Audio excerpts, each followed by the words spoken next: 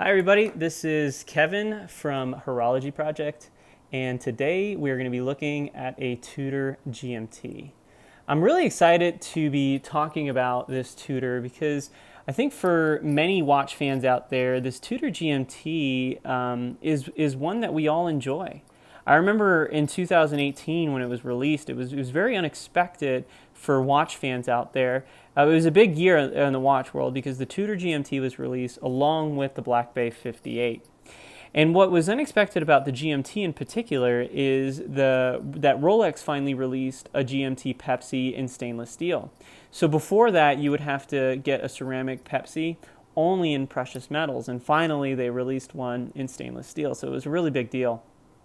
And because of that, people were not expecting Tudor to come out with a GMT, and especially a GMT that functions as well as this one does. Because this one is a true GMT watch, and I'll get into that a little bit more later. But basically, this watch really has the same quality of features and movement as a Rolex GMT does, albeit there has been a few issues that people have experienced with the watch's movement and reliability. But at least on paper, this watch has everything that you would want in a GMT watch, as well as just that beautiful heritage from Tudor Rolex. So let's go ahead and look a little bit at what the watch's proportions are. Now, a criticism for a lot of the Black Bay models is that they wear a little big, and this watch is a bigger watch.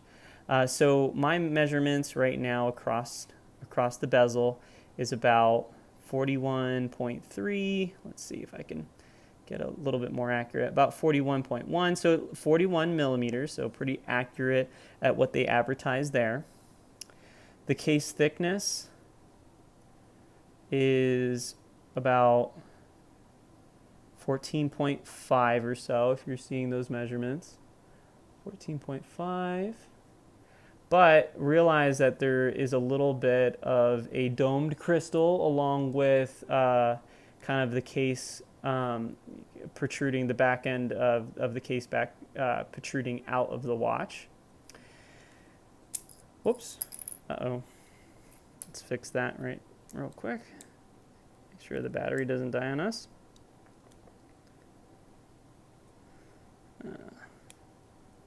Sorry, guys.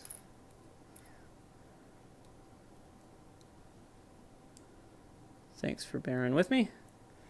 Okay, let's go back to zero it out just to make sure, and then we'll go to millimeters again. So the lug to lug on this watch is, all right, we're just going to leave it be. The lug to lug on this watch is 50 millimeters. And something that's interesting about this watch is it has what's called pivoted end links. So a lot of the more modern end links that have been coming out have protruding end links. So they come out further than the lug to lug of the watch, which can be nice, but ultimately makes watches wear a little larger on the wrist than they should. And this watch, though, has pivoted end links, which means that it drops off completely, which is really nice because it helps the watch wear smaller while still keeping a lot of its size and presence. So if you go to kind of this cutoff point right here where visually your eyes kind of tend to look, the lug to lug there is actually 47 millimeters. And then if you go to the actual drop off point of the watch right there, you're just under 50 millimeters. So you're about 49 and a half. And I mentioned this because I actually haven't seen other people mention this on YouTube, but this inner measurement of the bracelet in some ways really helps you understand how the watch is going to wear. And most people, I think, when they measure it, they just keep it to there and then say that there's pivoted end links. But the inner end link of here, this solid end link right here, actually kind of tapers inwards. So it's more inside the watch, if you will, than the actual lug-to-lug measurement. So this inner portion wears under 50 millimeters, which is really, really helpful with on the wrist. So as I was saying earlier, a lot of people do criticize the Black Bay line outside of the Black Bay 58 for being a thicker watch, specifically for being a slab-sided watch. There's plenty of watches out there that are in the 14 millimeter, 15 millimeter range. But, you know, a lot of those watches, and I'm just thinking about Omega, tend to kind of design their case, they curve it out in a way that you don't notice the thickness as much. But because this has a nice polished, mirror polished side, and because they decided to not slim this out, it just kind of wears a little bit more, as we say, slab-sided. So it looks a little bit thicker than maybe a watch like an Omega that could be in the same measurement. However, I will say, being a guy that has a smaller wrist, I actually think this watch is very, very wearable. And if anything, I think people oftentimes overinflate the issue of how big these watches actually wear. And here, I'll just throw it on my wrist here so that you could see that. And just so you know, I'm going to be reviewing this watch. What I have on my wrist today is a 1997 Tudor Prince chronograph. And this is a pretty unique model. It marks one of the last models that Tudor used a mixture of Rolex parts. This is a non-Tiger version, and I'll be reviewing it a little bit later. So just go ahead and throwing it on my wrist for you guys to see. And I have small wrist, guys. I have 6.5-inch wrist. So for a guy, I definitely have smaller wrist. But herein lies the problem. So even though I have smaller wrists, when we look at a lot of these online images and photos, the cameras specifically on phones tend to, the lens shape tends to make this watch appear larger over images than it does in person. So being that I enjoy smaller size watches, I typically, I have an Explorer 1 in my collection, which is a 36 millimeter. That Tudor I just showed you is roughly 39, 40 millimeters. And I have a Speedmaster. I enjoy smaller watches, so even favoring that, I look at this watch and yes, it's a little bit bigger, but it feels bigger in a manly, still restrained way, not a gaudy Invicta way. So I still really think that if you are on the smaller side of wrists, that this watch is totally wearable and looks absolutely beautiful on the wrist. So one measurement I didn't mention is the bracelet, which is 22 millimeters, and it tapers down to 18 millimeters at this point right here. So talking a little bit more about the watch, it is truly a beautiful piece. It is kind of a mixture of vintage Rolex, where it doesn't have a crown guard, and it has these beautiful polished chamfers that Rolex no longer does on their watches that I really appreciate because I think it gives it an elegance.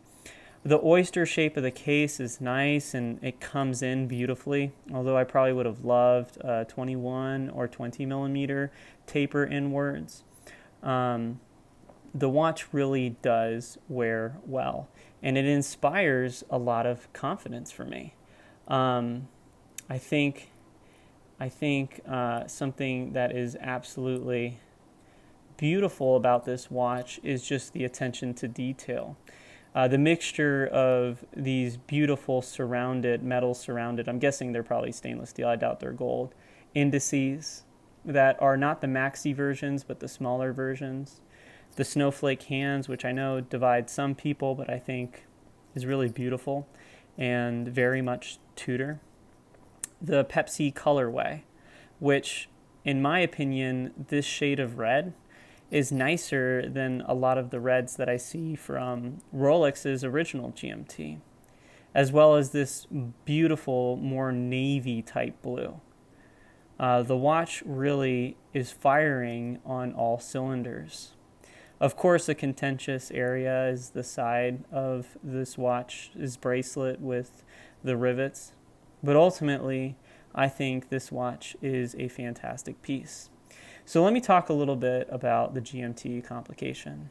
So what makes this watch really unique in its category is it's really one of the few watches under $5,000 or even $4,000, because a lot of these on the secondhand market are slightly under $4,000, that has a true GMT movement. What do I mean by that? Well, there's watches out there that are GMT watches, which are typically known as watches that tell 2 different times or multiple times. So GMT, which is a time zone out in England, a GMT watch is able to tell time in 2 different time zones.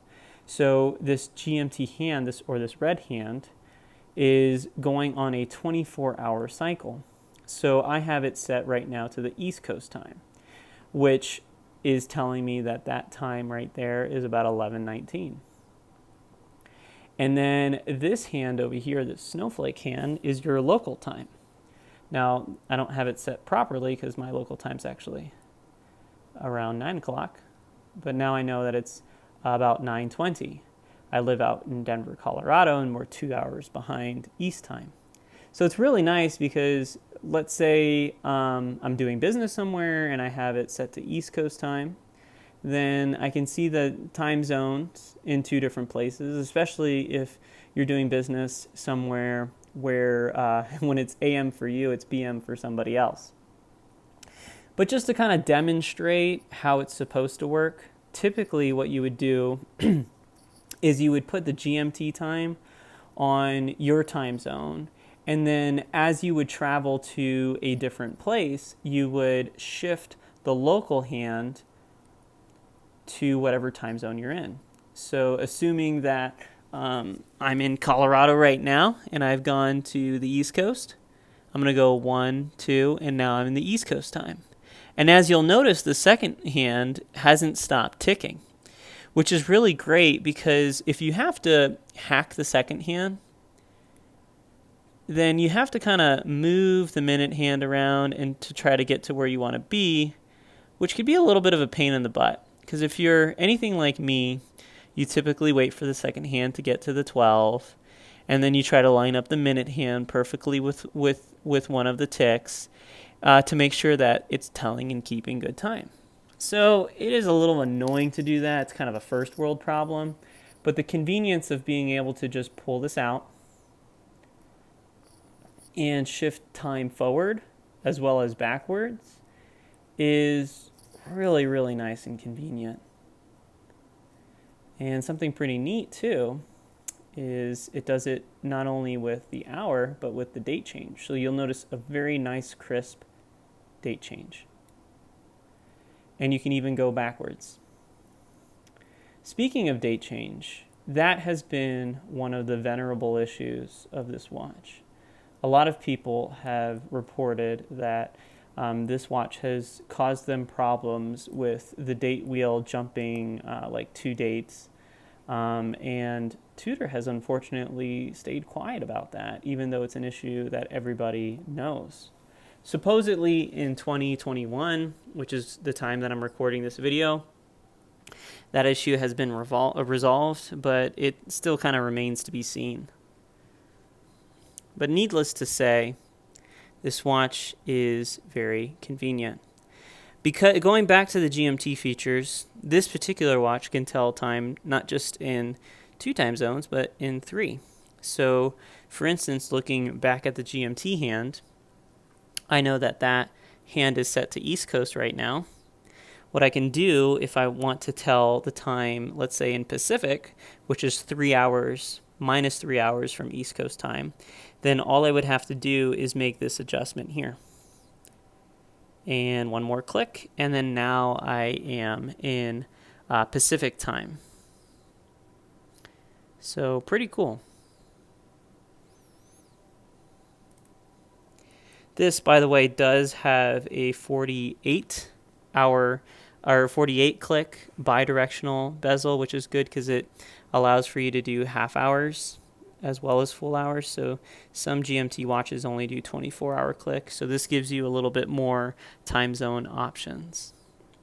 But I do really think that this watch is a fantastic buy, and ultimately believe that sometimes the wearability of this watch is kind of blown out of proportion, even though I too wish Tudor would release this watch in the 58 proportion size, with it wearing around 39 millimeters. That would be fantastic. But ultimately, it is a wonderful watch. And I would say that there are few watches out there that give you as much value for money as this Tudor GMT. Well, if you liked this video, hit the thumbs up. Subscribe to my channel if you're interested in following my content. And I hope you have a good one until the next video.